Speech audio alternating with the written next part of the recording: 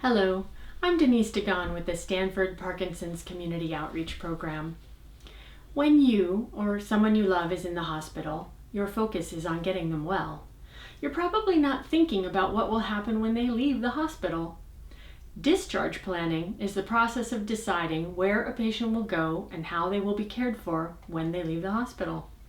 A patient and their primary care providers should all be involved in this decision process, and by law they must be provided a written discharge plan in time to review, make changes, and approve before the scheduled discharge. Studies have shown that the most significant factor in whether a person is readmitted to the hospital is whether the primary caregiver understands and is able to carry out the discharge plan. Medicare has very strict guidelines to follow to ensure patients are provided with a safe discharge plan. Families can call on the Beneficiary and Family-Centered Care Quality Improvement Organization, or BFCCQIO, to review discharge plans for people with Medicare.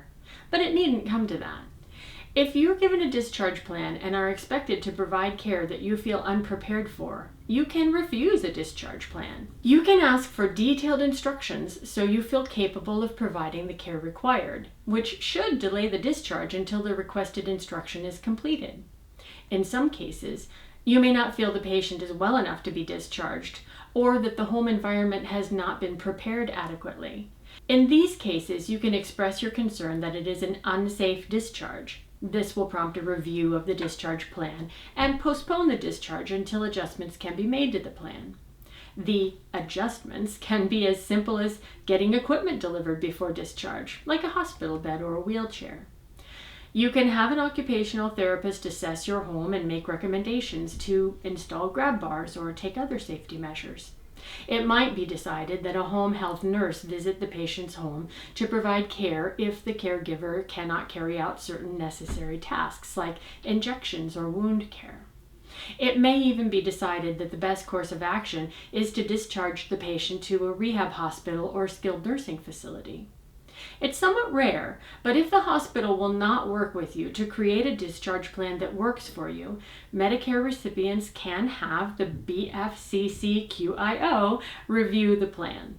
Hospital staff has the phone number of your local BFCCQIO and a flyer called Important Message from Medicare. You can also get the phone number at medicare.gov/contacts or call 1-800-MEDICARE and ask how you can process a fast discharge appeal. For those without Medicare, it's more complicated.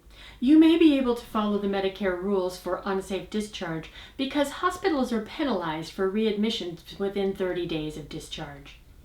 The Stanford Parkinson's Community Outreach Program has gathered written materials and videos to help you understand how discharge planning works. Some of the written material even includes a checklist to help ensure you haven't forgotten to ask something before you approve a discharge plan. On the Stanford Parkinson's website at med.stanford.edu/Parkinson's, in the menus, look for our Caregiver Corner and then open Topics in Caregiving to find information about hospital discharge planning.